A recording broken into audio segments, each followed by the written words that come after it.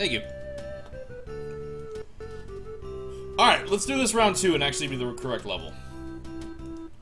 Hello everyone, this is going to be the third video of segment guides for new Earthbound speedrunners, or anyone who's just looking for something different. This is going to be from Jeff getting off of Tessie to the end of Pond Cave. This can be a section that gives some people headaches, so hopefully this will alleviate some of the stress. My inventory is going to look a little different because I've been debug warping and having a little bit of fun. But this is the normal equipment that you're going to have. Let's go ahead and get started. Here you're going to want to go down left. This is something the runners talk about and do. The reason we do that is as long as you go that way, there's a ram that will spawn here every time if you go straight down. But if you make that down left movement, you won't have to worry about it.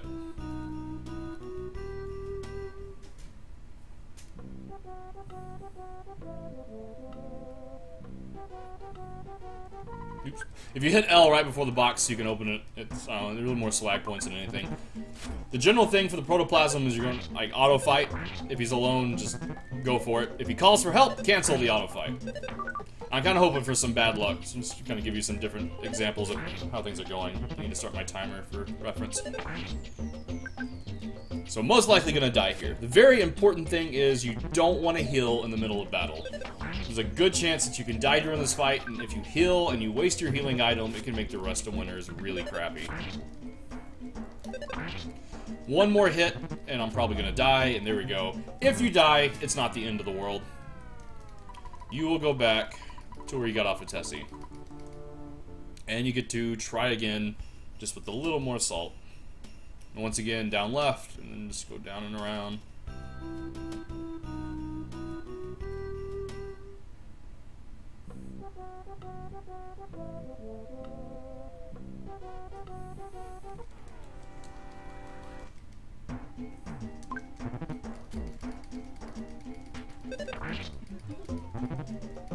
There we go, no call for help. As long as Jeff doesn't miss, and he doesn't, we should be good. And Jeff misses. And we have another protoplasm death. And welcome to Earthbound speedrunning.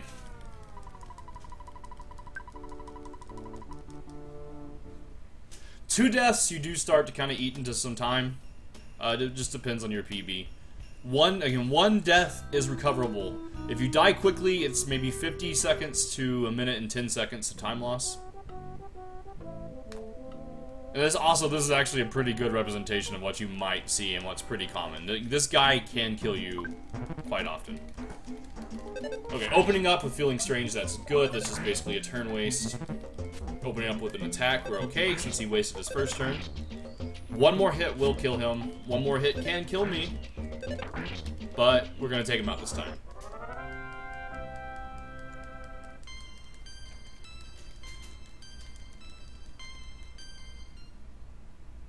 Alright, we took a good bit of damage, so we're going to go ahead and heal up. That boiled egg is good. Now, the duck skip.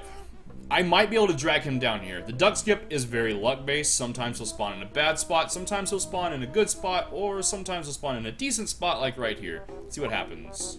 Ah, yeah, he's going to clip onto the wall. Yeah, he's just a little too far left. If he was a little more to the right, could have brought him down. The problem here is since this wall is angled, he's wanting to come down and get me, but he can't move. So we're most likely going to have a duck fight here. The ideal thing is up right to the left of the duck's head. There is a divider. If he spawns right there, when you come up to him, try to walk right around here. And he's going to move down just a little bit and come down into this pathway.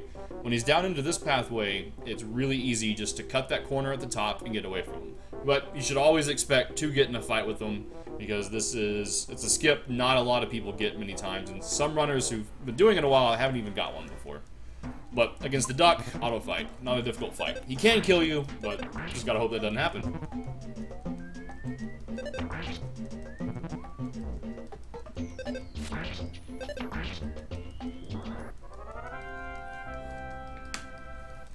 He can drop a fresh egg, which is a quick little heal. If your HP is really low and you didn't get a fresh egg, that box right below us, that is a croissant. You can grab that. Now, this protoplasm. You can skip this one. It's really up to Bubble Monkey. Something I like to do is I like to wait before I actually set my movement, I like to make sure that Bubble Monkey does his stop, and then right before he gets back to Jeff, I try to move. That way, if Bubble Monkey stops again, he's not in the pathway of the protoplasm. Let's make a save here, just in case I screw up. But you can see the protoplasm right on the left there. What I'm going to do is I'm going to move back left and right, wait until Bubble Monkey stops, and then right when he starts to rubber band back to Jeff, I'm going to move in and see if we can get the skip.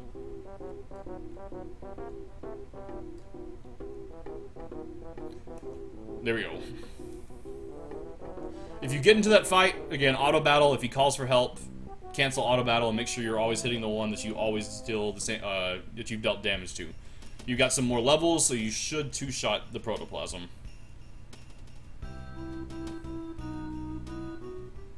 Now, Pawn Cave. You don't want to fight any enemies here, but if you have to, there's two. Slugs you can instant kill. Let's see, is your buddy gone? Nope, buddy's still there. And now he has another buddy.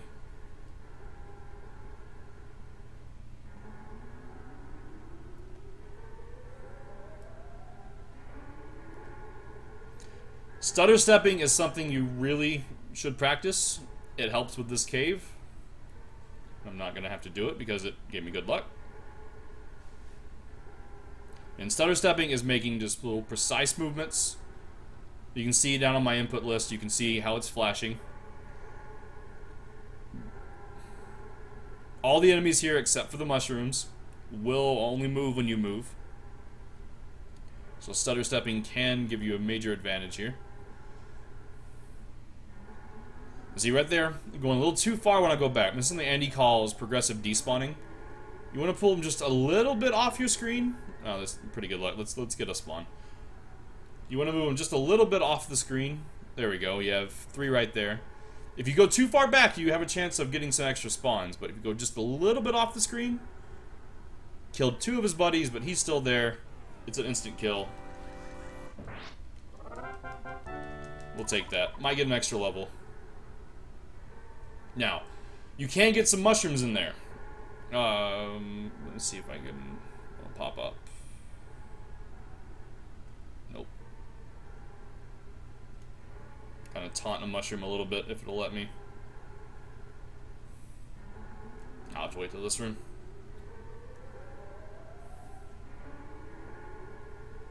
This room you won't have the slugs, but you will have rats and mushrooms. Mushrooms will move when you get near them, and they will keep coming after you and can't be stutter stepped. But over here, you want to come over here, grab the big or grab the regular bottle rocket. Come in, grab the pack of bubble gum.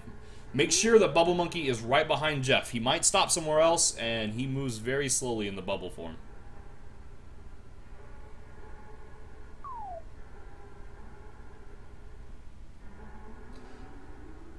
Okay, mushroom right there on the top.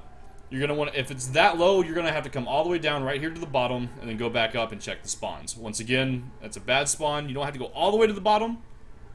We go down just a little bit. We have a very bad spawn there. You may come down just a little bit extra. You do not want to fight these guys. They can send you back to the Tessie spawn. It's not uncommon to spend an inordinate amount of time here despawning. Okay, now that we're at the end, I can play this mushroom a little bit. They don't have a gigantic aggro radius.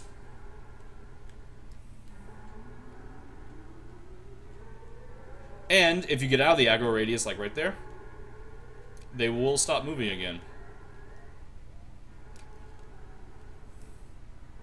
But as you can see, they are fast. And Bubble Monkey can be nice. But you don't want to do that. And unless, I mean, if you're just fed up with it, you could try and get away from them. But, as you can see, it did have a very small aggro radius. But that is the end of the third guide. And I'm going to cut this so we can look for a 4th one to do. And be sure to check out the descriptions for more links to some Earthbound speedrunning guides. And thank you for watching.